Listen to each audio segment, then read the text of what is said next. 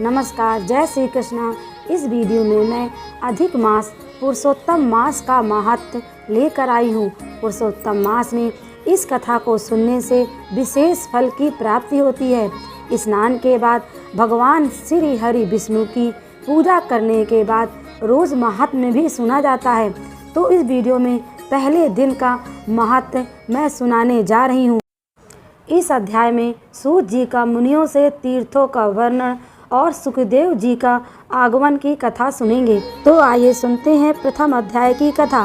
भक्तों को कल्पवृक्ष वृंदावन में लीला विनोद करने वाले वृंदावन बिहारी अद्भुत पुरुषोत्तम भगवान को मैं नमस्कार करता हूँ। नरों में श्रेष्ठ भगवान नर नारायण को नमस्कार कर माता सरस्वती तथा जगत गुरु व्यास जी को सत्कार्य में सफलता प्राप्त करने के निमित्त प्रणाम करता हूँ।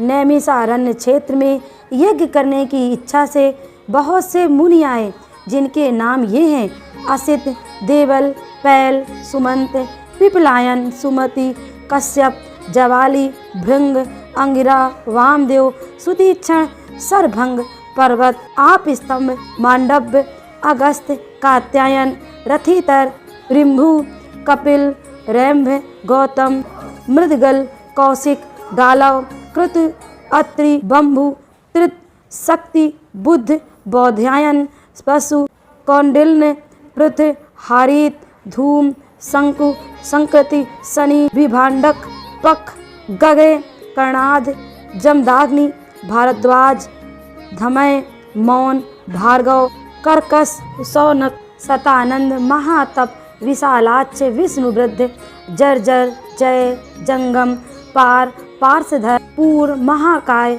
जैमिनी, महाग्रीव, महाभाव, महोदर, महाबल, उद्दालक, महासेन, आर्त, आमलक प्रिय, ऊर्ध्वबाहु, ऊर्ध्वपाद, एक पाद, दुर्धर, उग्रशील, जलासी, पिंगल, शंभु, साडीर, करुण, काल, कैवल्य, कलाधर, श्वेतबाहु, रोमपाद, कद्रु, कालग्नि, रुद्रघ, श्वेताश्वर, आर्ध, सरभंग, श्रुतश्रवा आदि ब्रह्मनिष्ठ और वेद पाठी ऋषिगण अपने शिष्यों सहित लोक कल्याण करने के विचार से एकत्र हुए, क्योंकि ये सदैव परोपकार में लगे रहकर वेदानुकूल कर्म करते हुए दूसरों के हित में संलग्न रहते थे।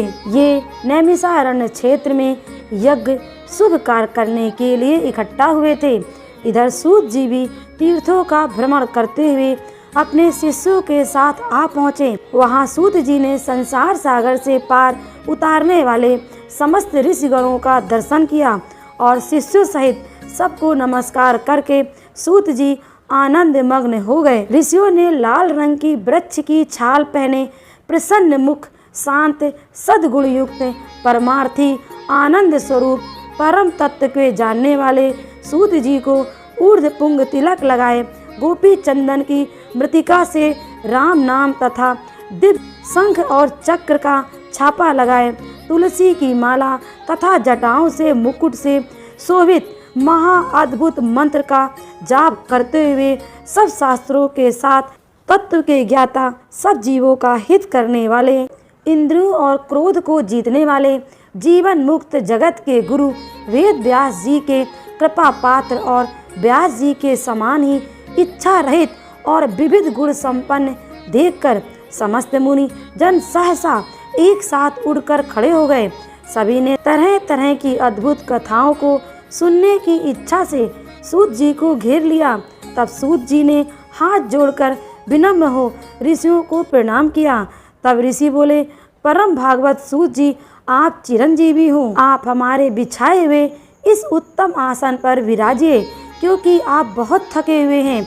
ऐसा अनुरोध कर सभी ऋषिगण अपने अपने आसनों पर बैठ गए। तब तपोवृद्ध रोमहर्ष के पुत्र श्री सूत जी ऋषियों से आज्ञा लेकर अपने आसन पर बैठ गए और उनकी थकान दूर हुई। तब ऋषियों ने पुण्य कथा सुनाने के विचार से सूत जी से कहा, हे सूत जी, आप महाभाग्यवान हैं, क्योंकि आपने गुरु वेद व्यास जी की कृपा से भागवत रहस्यों को वर्णन करने की शक्ति प्राप्त की है। आप साकुशल तो है ना? जाने बहुत दिनों पश्चात आज नैमिषारण्य में कैसे आ गए। आप वेद व्यास जी के शिष्यों में शिरोमणि, हम सबके पूज्य हो। हम लोगों ने संसार में सार रूप सहस्त्र कथाएं सुनी हैं, उनमें भी सार रूप और श्रेय कर आपके मन में जो परिणाम में शुभदायक निश्चित विषय हो, जो संसार रूपी समुद्र में डूबे हुए लोगों को पार लगाने वाला हो, अज्ञान रूपी अंधकार में ग्रसे हुए लोगों को ज्ञान रूपी मंत्र देने वाली हो। सूत जी, आप इस संसार रूपी रोगों को नष्ट करने के लिए रसायन के समान उत्तम कथा रूपी सार को हमारे सम्मुख वर्णन कीजिए, जिसमें हरि लीला रूपी रस मिला हुआ और परमानंद का कारण हो। ऋषियों के ऐसे वचन सुनकर सूत जी ने हाथ जोड़कर आदर करते हुए बोले, हे मुनिजनों, आप सब मेरा मनोहारी उपाख्यान सुनिए। मैं पहले पुष्कर नाम के तीर्थ को गया, वहाँ स्नान करके देवताओं, ऋषियों और पितरों को तर्पण आदि से तृप्त किया। उसके पश्चात जन्म मरण आदि के बंधन विनाशिनी यमुना के तट पर गया। वहाँ से क्रमानुसार अन्य तीर्थों में होता हुआ गंगा जी के तट पर आया। फिर काशी होकर गया पहुँचा, वहाँ पितरों का श्राद्ध किया। त्रिवेणी और कृष्णा होकर गंडकी में स्नान करता हुआ पुलह ऋषि के आश्रम में गया। फिर धेनुमती में स्नान करके सरस्वती के किनारे 3 दिन तक उपवास करके गोदावरी पहुंचा। फिर कृतमाला, कावेरी, निर्वंध्या, त्राम्यपाणी, ताप्ती, बेहायसी, नंदा, नर्मदा और सर्मदा में स्नान करके चमरणवती होता हुआ सेतुबद्ध रामेश्वर गया। वहाँ से बद्रिकाश्रम धाम पहुँचा।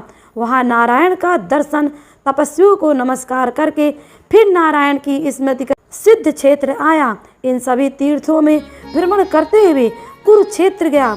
वहाँ से जांगल देश से होता हुआ मैं हस्तिनापुर पहुँचा। वहाँ मैंने सुना महापुण्यवान राजा परीक्षित बहुत से ऋषियों के साथ गंगा जी को जा रहे हैं। उनमें अनेक सिद्ध योगी और महासिद्ध मुनि थे। कोई निराहारी, कोई केवल वायु भक्षण करने वाला, तो कोई पत्तों को खाकर रहने वाला था। कोई केवल श्वास के बल पर ही जीने वाला, तो कोई फलाहारी, तो कोई फेन का आहार करता था। हे विप्रों, उस समाज में कुछ पूछने की कामना से मैं भी वहाँ गया कि वहीं भगवान मुनिराज व्यास जी के पुत्र महातेजस्वी श्री शुक्रदेव जी आ पहुँचे, जिनका मन भगवान श्री कृष्ण के चरण कमलों में लगा हुआ था। उनकी 16 वर्ष की आयु थी। शंख के समान कंठ, लंबे और चिकने केसों से घिरा हुआ मुख था। शक्तिवान कंधे, चमकती हुई क्रांति, अवधूत वेश, ब्रह्म स्वरूप बालकों से घिरे हुए थे, जो उन पर थूक रहे थे। स्त्रियां धूल फेंक रही थी, जैसे भिनभिनाती मक्खियों से घिरा हुआ हाथ। ऐसे महामुनि सुखदेव जी को धूल से सने हुए देखकर समस्त मुनिगण एक साथ उड़कर हाथ जोड़कर खड़े हो गए। इस प्रकार बड़े बड़े महर्षियों द्वारा उन्हें पूजित देखकर परेशान करने वाली स्त्री और बालक दूर से ही पश्चाताप करते हुए उनको प्रणाम कर क्षमा याचना करते हुए तथा पछताते हुए अपने अपने घर चले गए। तब मुनियों द्वारा बिछाए गए कमल चक्र जैसे ऊंचे श्रेष्ठ आसन पर श्री सुखदेव जी विराजे। वहाँ व्यास जी पुत्र ज्ञान रूपी महासागर सुखदेव जी द्वारा पूजे गए ऐसे शोभा पाने लगे, जैसे तारागणों के मध्य चंद्रमा।